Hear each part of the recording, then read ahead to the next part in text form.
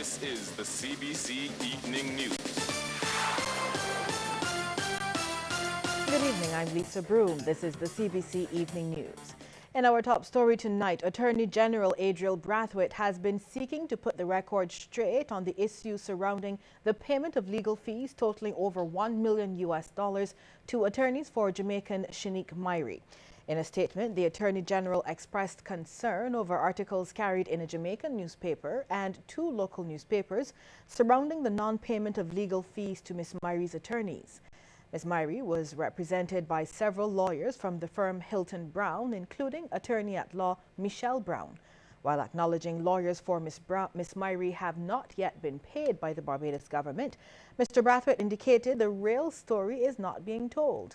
Ms. Myrie was herself paid damages of $76,000 8 months after the decision of the CCJ, which found that the Jamaican woman was unlawfully treated on arrival at Grantley Adams International Airport in March 2011. The Attorney General says he does not want Barbadians to believe government does not want to honor the CCJ's ruling. My understanding is that the attorney-at-law for Ms. Myrie submitted a claim to us for $1 million+ US. We have not even began to ask her about the quantum, which we have a problem with, because the quantum is significantly more than what we pay their own attorneys, which includes the Queen's Counsel and his junior. We have only queried the disbursements, and we asked the attorney to provide us with supporting documentation for the disbursements. These were facts true to us, they were unclear. Mr. Brathwaite says Ms. Myrie's attorneys were told all of the documents were not received and she was asked to resend them.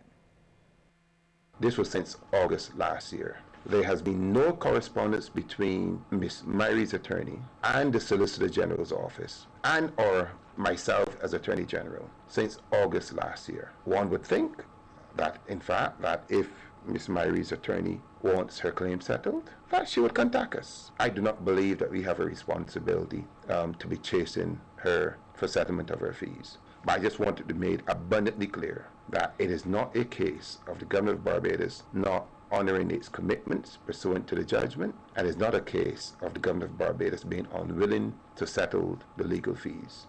Ms. Myrie sued the Frondell Stewart administration for damages through the CCJ, which found that she was unlawfully treated. The CCJ ordered Barbados to pay compensation to her and to cover the costs of her legal representation.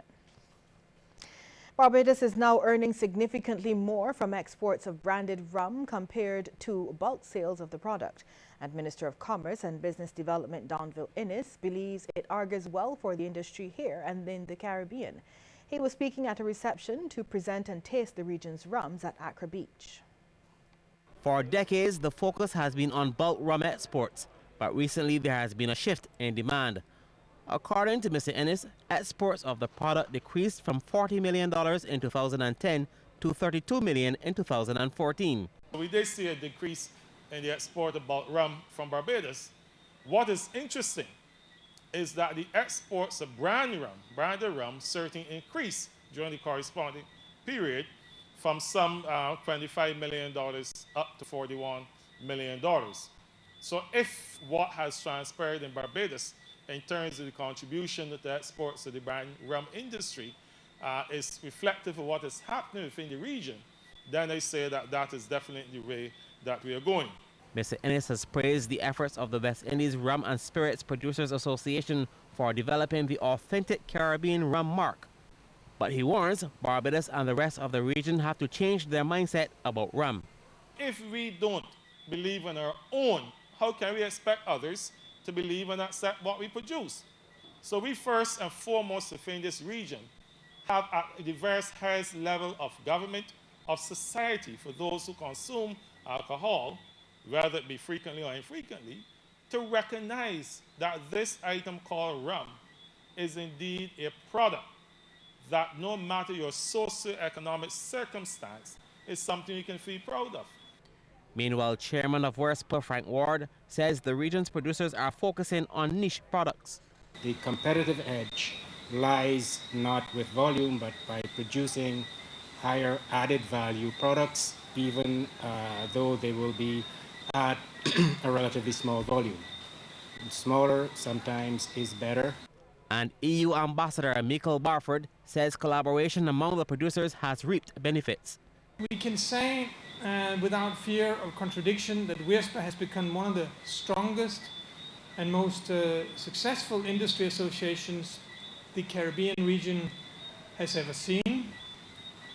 The approximately 70 million euros in grant funding, matched 100% in investments by the respective rum producers themselves, in a testament of this, is in itself a testament of this fact. There are about 30 rum companies in the region producing nearly 100 various types of rum.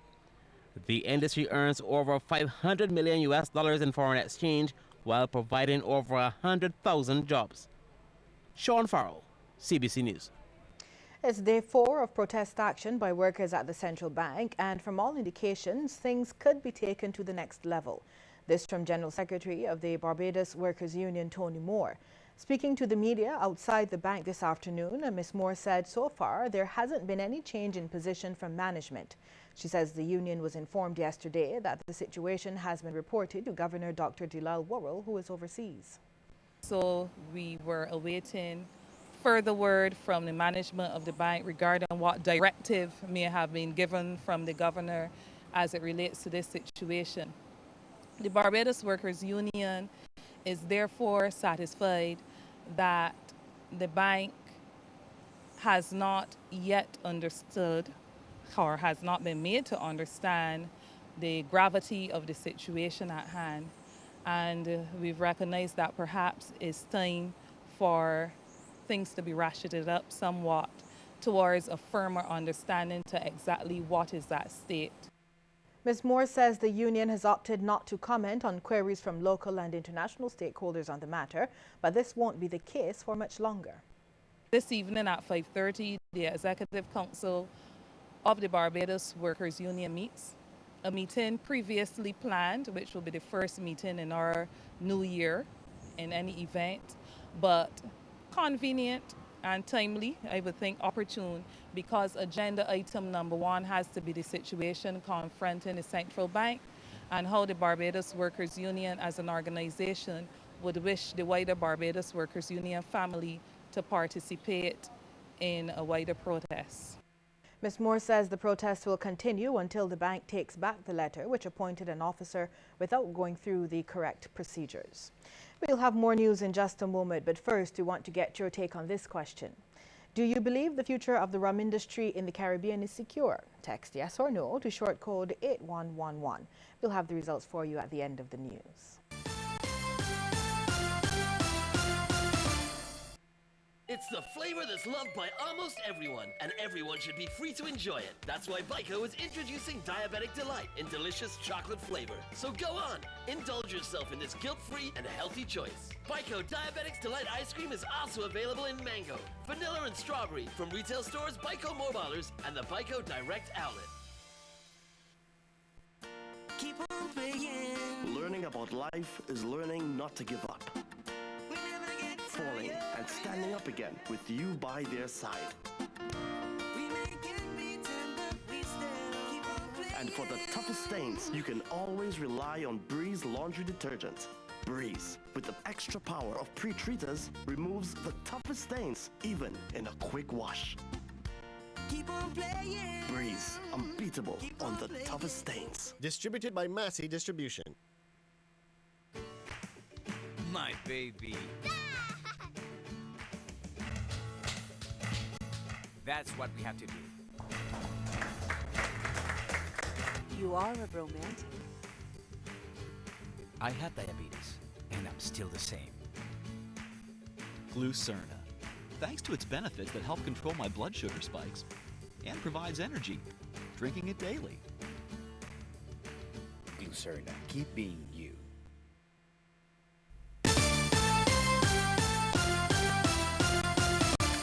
As Barbados joins the world in observing World Alzheimer's Month, the president of the local association wants more support for the caregivers.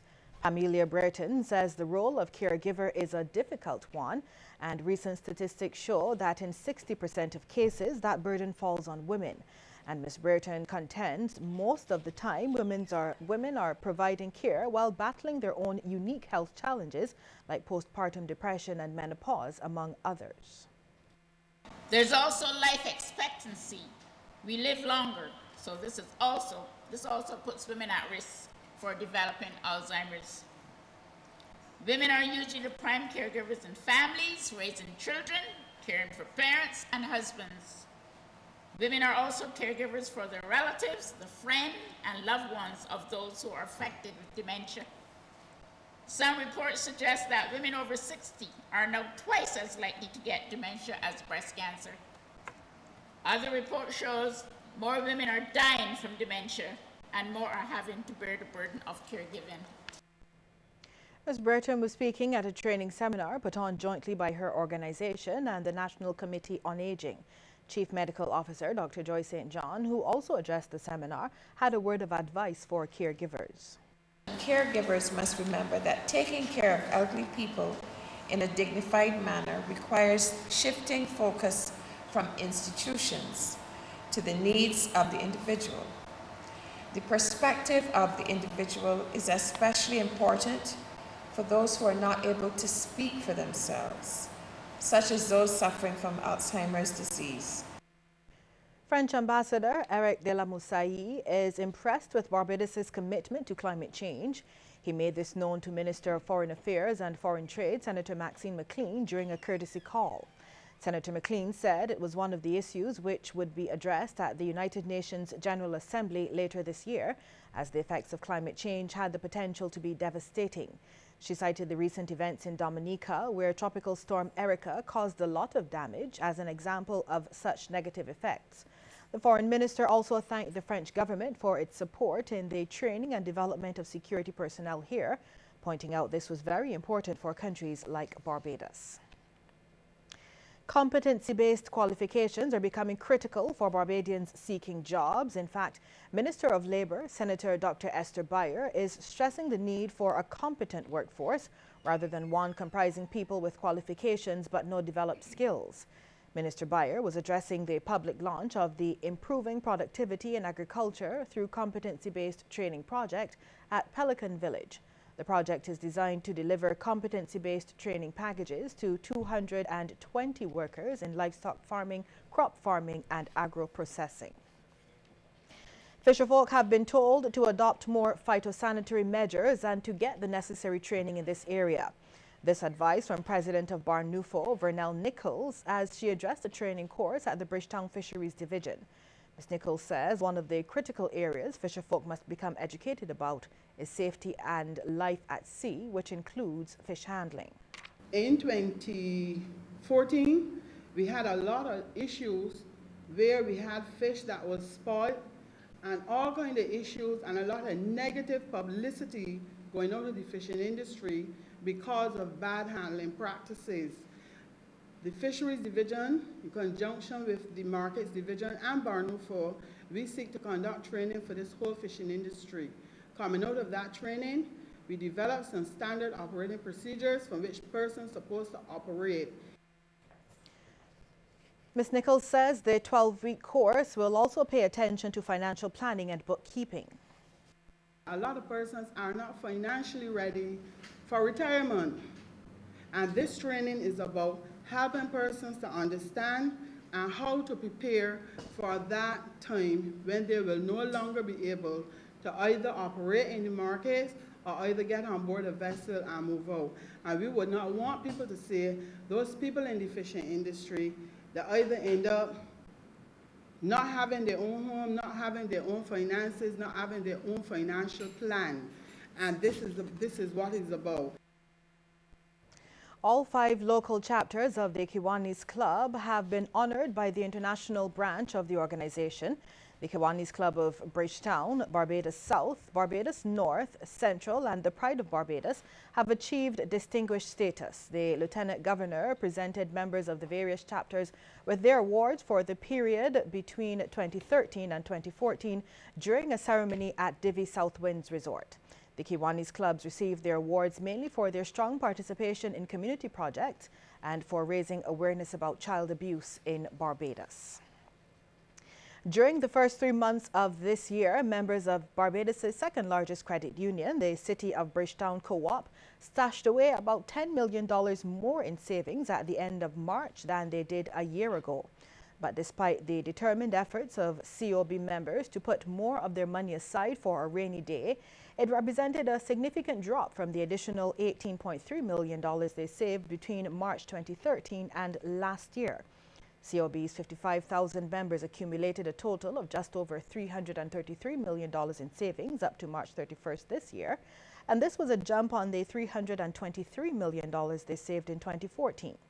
Now, joining us live to discuss how Barbadians and credit unionists like those in the COB are coping in these tough economic times is Chief Executive Officer of the COB, Steve Bell. Mr. Bell, happy birthday to begin with. Thank you. And thank you very much for joining us. Now, can you tell us what impact these tough economic times have had on your membership? Well, what has happened is that our members have been impacted in some very serious way. We've actually seen a number of members who have become unemployed through no fault of their own. We've actually seen instances where persons have, because of the circumstances, they've created some kind of tensions in homes, and actually people are separated who have come together to actually formulate a relationship in terms of mortgages.